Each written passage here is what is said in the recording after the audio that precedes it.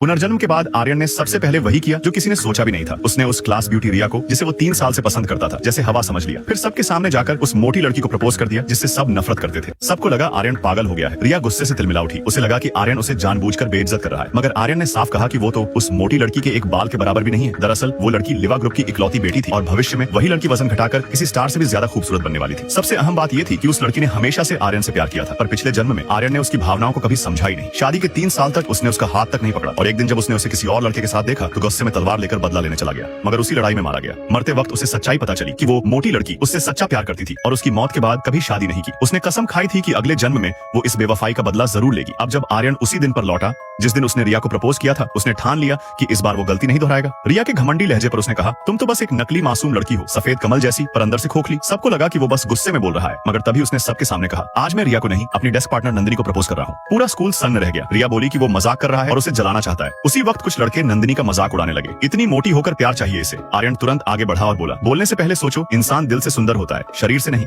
उसे याद था कि पिछले जन्म में नंदिनी अपने वजन को लेकर बहुत असुरक्षित रहती थी और कॉलेज जाकर ही आत्मविश्वासी बनी थी। इस बार आर्यन चाहता था कि वो पहले ही अपनी चमक दिखाए। रिया को गुस्सा आया, पर आर्यन नंदिनी का हाथ पकड़कर वहां से चला गया। रिया ने सोचा कि आर्यन बस उसे जलाने की कोशिश कर रहा है और तय किया कि 1 हफ्ते तक बात नहीं करेगी। नंदिनी को भी शक हुआ कि शायद आर्यन बस दिखावा कर रहा है, मगर आर्यन ने साफ कहा, मैं सच बोल रहा हूँ, रिया से इसका कोई लेना देना नहीं। नंदिनी को विश्वास नहीं हुआ तो आर्यन ने बात बदल दी। बोला कि उसे बोर्ड परीक्षा की तैयारी में मदद चाहिए। उसे याद था कि पिछले जन्म में वही पेपर उसके सपनों की यूनिवर्सिटी छीन ले गया था। दोनों ने मिलकर पढ़ाई शुरू की और वादा किया कि एक ही यूनिवर्सिटी में दाखिला लेंगे। धीरे धीरे दोनों साथ पढ़ने लगे। आर्यन ने एक समझौता किया, रात को तू मेरे साथ साइबर कैफे में मेरे स्टार्टअप की प्लानिंग करेगी और दिन में मैं तेरी पढ़ाई और एक्सरसाइज में मदद करूंगा। पहले तो नंदिनी हंस पड़ी, मगर फिर मान गई। अब दोनों रोज सुबह दौड़ते, एक्सरसाइज करते और साथ पढ़ते। जब रिया ने यह देखा तो बोली, तुम चाहे जितनी कोशिश कर लो, हंस नहीं बन सकती। आर्यन ने पलटकर कहा, कम से कम वो तेरे जैसी नकली नहीं है। रिया बोली, अब मैं तुमसे कभी बात नहीं करूंगी, मगर आर्यन मुस्कुराया। उसे कोई फर्क नहीं पड़ा, क्योंकि अब नंदिनी सच में बदल रही थी, आत्मविश्वासी, खुश और मेहनती। आर्यन ने अपने पिछले जन्म की यादों का इस्तेमाल करते हुए एक टेक इनोवेशन प्रोजेक्ट शुरू किया जो भविष्य में करोड़ों का बिजनेस बनने वाला था। पढ़ाई और बिजनेस